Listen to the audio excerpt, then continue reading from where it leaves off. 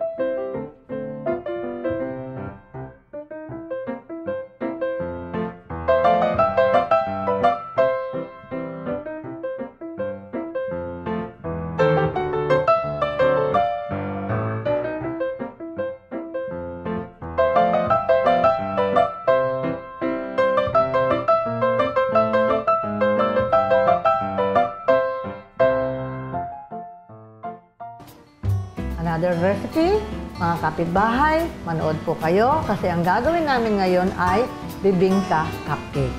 So, huwag kayo nga alis para makagawa man lang kayo maski sa bahay using your ordinary oven ng lasang bibingka na cupcake. Kailangan natin boiling yung water, so microwave. Tapos yung ating rice flour, sugar, yung 1/4 cup na sugar, at yung coconut milk powder.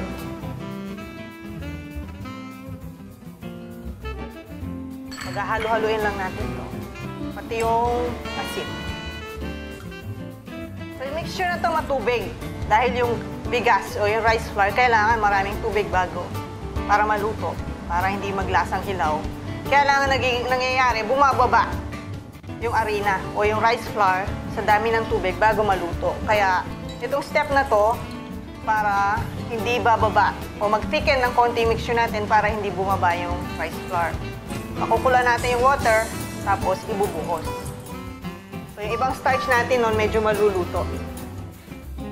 At lalapot siya ng konti. Pero hindi dapat talagang malapot. So pag boil ng water, maghihintay na mga ilang minutes bago natin ibubuhos. Kung yung ibuhos ka pagkakulo. Kung hindi, masyadong lalapot yung mixture, mahirapan naman natin ilagay sa cupcake mold. So, siguro ibo-boil mo tapos hintayin mong tumigil sa paggalaw yung tubig at palamigin mo ng konti. Yan. Hintay muna tayo.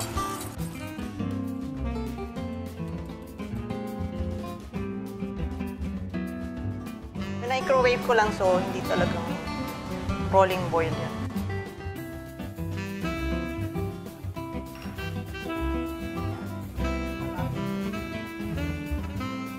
Magaan talaga right now. So lalagnaw ito mamaya pag in-add natin yung eggs. Kaya pag sumobrang kulo yung tubig, hindi naman natin mahahalo to, pero nakahalo pa.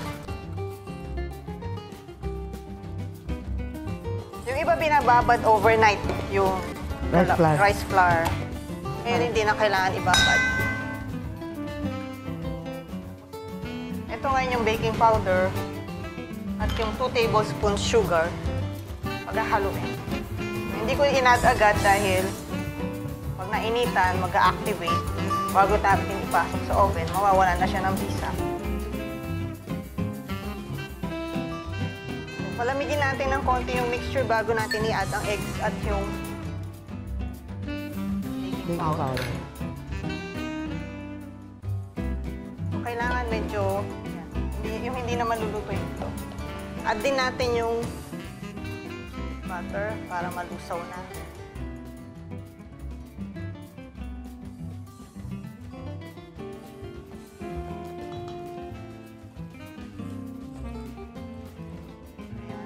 Add na natin ang egg kahit sabay.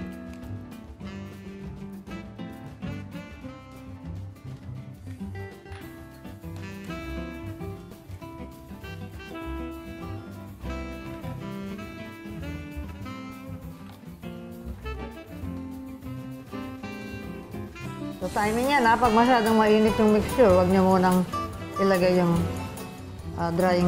yung baking powder mixture niyo. Ay, mga itlog din.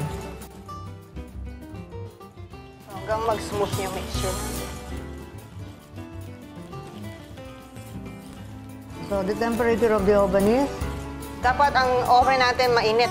Parang yung lutuan ng bibingka talaga. So 450 degrees ito. I-add na Pero natin iba ang ka, baking tas mainit. powder at sugar. Ano lang? Pwede bang maghintay yan? Pwede maghintay. Hindi pa ganun kainit yung oven. Hanggang mag-dissolve yung asukal. Mga 12 pieces to ng mini na bibingka, no? Dapat Cupcake ito size. muna ilagay siguro.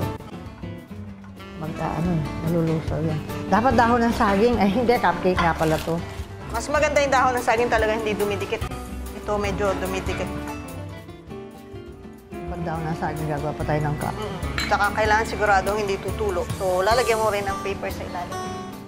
Dahil Kaya pag mas- dumikit dito, Mas mahirap may tanggalin. lasang bibingka. Kasi sa yun sana, nagbibigay ng lasa yung dahon ng Pero saging. kaso nga pag nasa abroad ka at wala kang dahon ng saging. Oo. Parang tamales. Pag inalis mo yung tamales sa dahon ng saging, sa lasang tamales. Kasi kasama yun. Ilalagay na natin sa ating muffin cups yung ating mixture. So by, Mga 3 tablespoons per cup, per mold. so less than 1/4, 1/3 yung gamit. 1/4 yung gamit ko, binabawasan kong konti.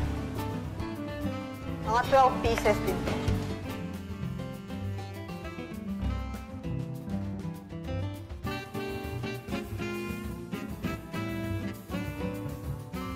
Meron pa.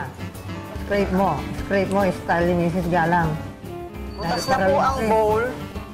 Marami pang laman. Yan. Walang nagturo sa akin ng ganong paninimot. Ako lang mag-isa.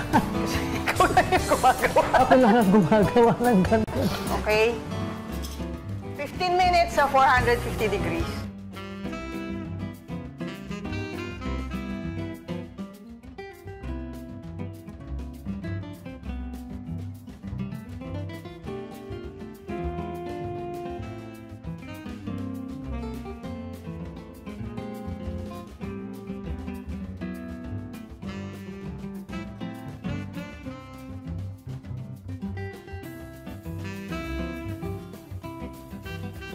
Ano yung ating bibingka cupcakes.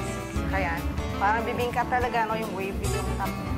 Hindi siya, ang texture nito, hindi yung parang cake na bibingka, kundi yung rice flour na bibingka talaga. Medyo parang kutsintang. Paghaluin muna natin yung ingredients ng ating. So, konti muna. Sugar. Coconut milk powder, water, at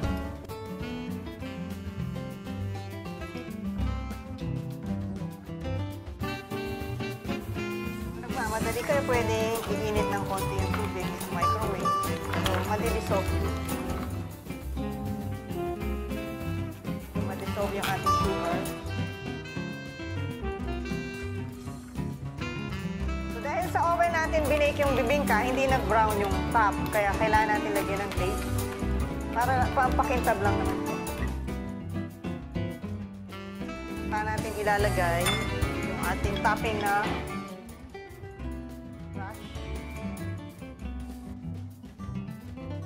So, para mag-brown yan, kaya mo nilagyan ng ganyan. Hindi pa rin siya ganun magbabrown, makintab. Ang magbabrown dyan yung cheese. Eh, kung banana leaf yung pinang-line nyo, pwede siyang i-broiler. Hanggang mag-brown yung top. Broil nyo yung dyan sa. Kaya lang ito kasi masusunog yung papel pag pinroil natin.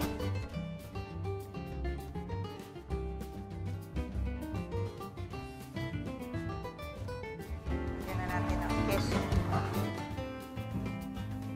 Pwedeng cheese, pwedeng ham. Kung ano gusto yung topping ng inyong Itlog na maalat. o itlog na maalat. Salted egg.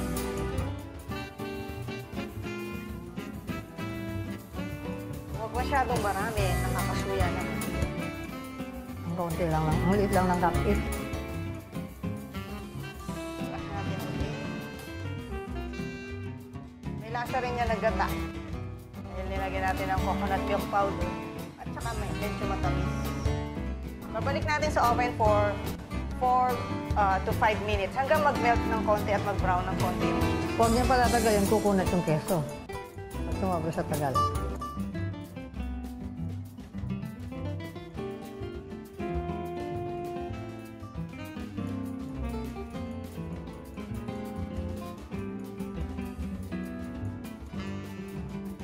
Oh, bibingka.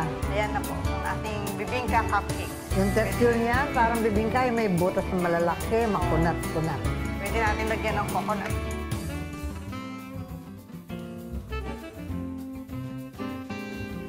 Ayan, di ba? Sabi ko nga kanina, kahit hindi Pasko, pero Biyakin hindi mo. kailangan maging Pasko para makakain na ng bibingka ngayon.